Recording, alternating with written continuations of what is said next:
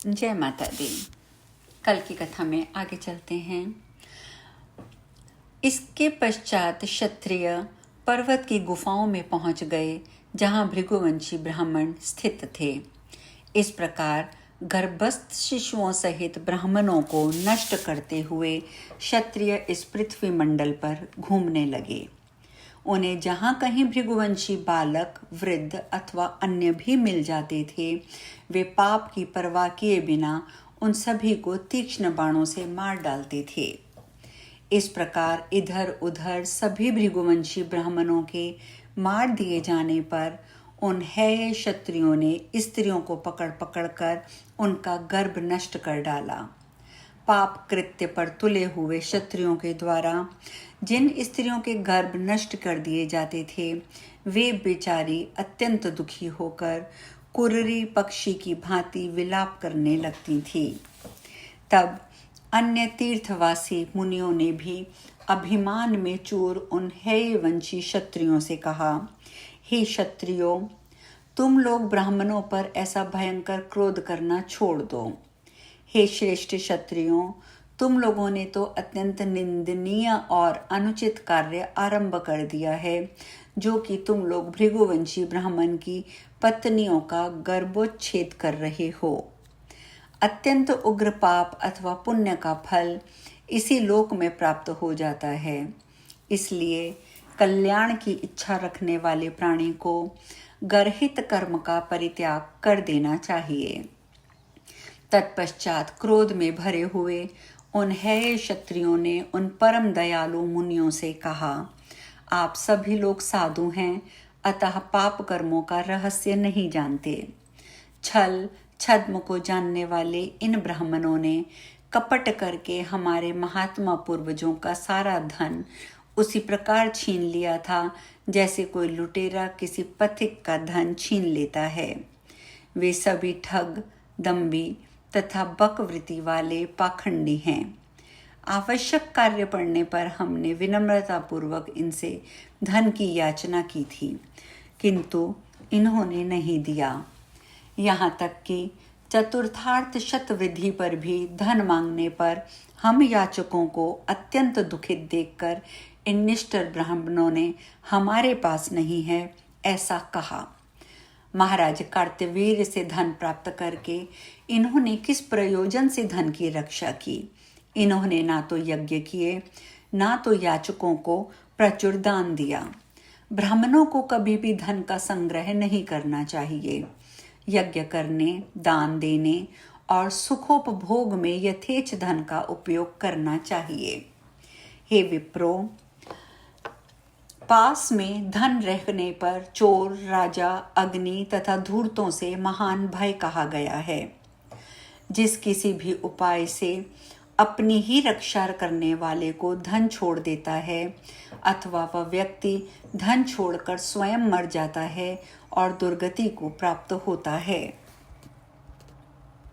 हम सब ने बड़ी विनम्रता के साथ इन लोगों से चतुर्थार्थ शवृद्धि पर धन मांगा था।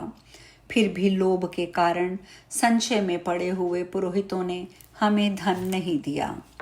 दान, भोग और नाश, धन की इस प्रकार की गति होती है। पुण्यशील प्राणियों के धन की गति दान तथा भोग है। दुष्ट आत्मा वाले प्राणियों की धन की गति नाश है। जो कृपण व्यक्ति ना दान करता है, ना धन का उपभोग करता है, अपितु केवल धन के संग्रह में लगा रहता है, वह वंचक प्राणी राजा के द्वारा सर्वथा दंडनीय है और दुख का भागी होता है। इसीलिए हम वंचक गुरुओं तथा अधम ब्राह्मणों को मारने के लिए हम सभी उद्यत हुए हैं। आप महात्मा जन इसके लिए हम पर कोप ना करें। व्यास जी बोले, इस प्रकार सहेतुक वचन कहकर उन मुनियों को पूर्ण आश्वस्त करने के बाद वे पुनः भृगुकुल की स्त्रियों को खोजते हुए भ्रमण करने लगे। भर्यार्थ तथा अत्यंत कृश शरीर वाली भृगुवंशीय पत्नियां हिमवान पर्वत पर रोती और कांपती हुई पहुंची। इस प्रकार धन लोलुप तथा पाप कर्म से अभिभूत हेयों ने उन ब्राह्मणों को बहुत पीड़ित किया तथा उनका संहार किया। यह लोभ संपूर्ण पापों की जड़ और सभी दुखों का कारण है। लोभ से युक्त प्राणी सदा तीनों वर्णों के लोगों से विरोध रखने वाले होते हैं। लोभ के वशीभूत प्राणी अपने सदाचार और कुल धर्म का भी परित्याग कर देते हैं। वे अपनी माता, पिता, भाई, बांधव, गुरु, मित्र, पत्नी, पुत्र, बहन तक का वध कर देते हैं। इस प्रकार लोभ के वशीभूत मनुष्य पाप से विमोहित होकर कौन सा दुष्कर्म नहीं कर डालता। क्रोध, काम और अहंकार से भी बढ़कर लोभ महान शत्रु है। लोभ में पड़कर मनुष्य अपने प्राण तक गंवा देता है, फिर इसके विषय में और क्या कहा जाए। हे महाराज, आपके पूर्वज धर्मज्ञ तथा सत्य पथ पर चलने वाले थे, किंतु वे पांडव और कौरव लोभ के कारण ही मारे गए। जहाँ भीष्म पितामह, द्रोणाचार्य, कृपाचार्य, कर्ण, वाहिक, भीमसेन, धर्मपुत्र युधिष्ठिर, अर्जुन तथा श्री कृष्ण थे, फिर भी लोभ के वशीभूत होकर आपस में भीषण युद्ध किया और अपने कुटुंब का महाविनाश कर डाला। उस युद्ध में द्रोण, भीष्म, पांडवों के पुत्र, भाई, पिता, पुत्र सभी मारे गए। अतएव लोभपरायण मनुष्य क्या नहीं कर डालता। लोभ के कारण ही पाप बुद्धि हेयवंशी क्षत्रियों ने भृगुकुल के समस्त ब्राह्मणों को मार डाला। जन्मेजय बोले, भृगुवंश की स्त्रियों का पुनः दुख रूप समुद्र से कैसे उद्धार हुआ और उन ब्राह्मणों की वंश परंपरा किस प्रकार स्थिर रही। लोभ के वशीभूत तथा पापाचारी हेय क्षत्रियों ने उन ब्राह्मणों को मारने के पश्चात कौन सा कार्य किया, आप हमें यह बताइए। हे ब्राह्मण, आपके द्वारा कथित इस पवित्र, लोगों के लिए सुखदायक पर लोक में फल देने वाले कथा अमृत का पान करते हुए मुझे तृप्ति नहीं हो रही है।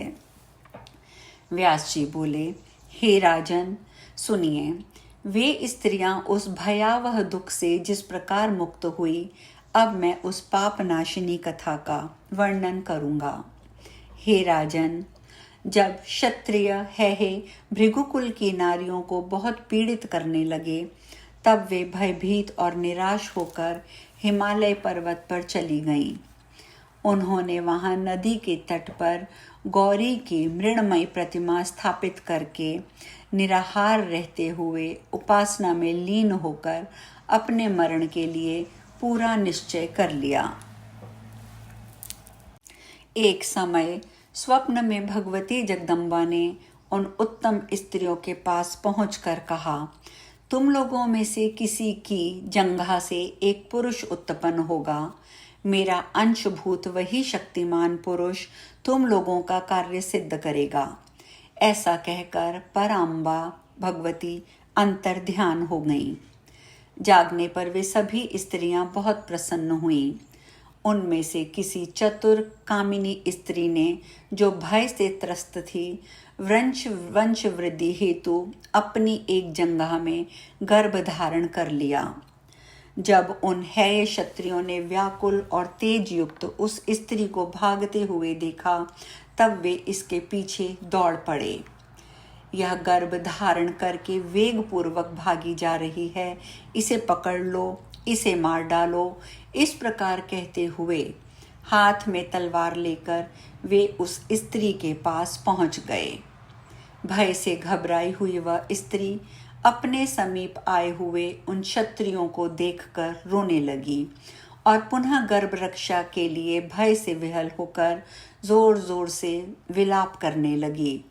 तब दयनीय दशा वाली, प्राणहीन सी प्रतीत हो रही, आश्रयहीन, क्षत्रियों से पीड़ित होने के कारण क्रंदन करती हुई, सिंह के द्वारा पकड़ी गई गर्भवती हिरनी के समान प्रतीत होने वाली आंसू भरे नेत्रों वाली तथा थर थर कांपती हुई माता का रुदन सुनकर वह सुंदर गर्भस्थ बालक कुपित होकर अपने तेज से क्षत्रियों की नेत्र ज्योति का हरण करता हुआ जंघा का भेदन करके दूसरे सूर्य की भांति शीघ्र ही बाहर निकल आया।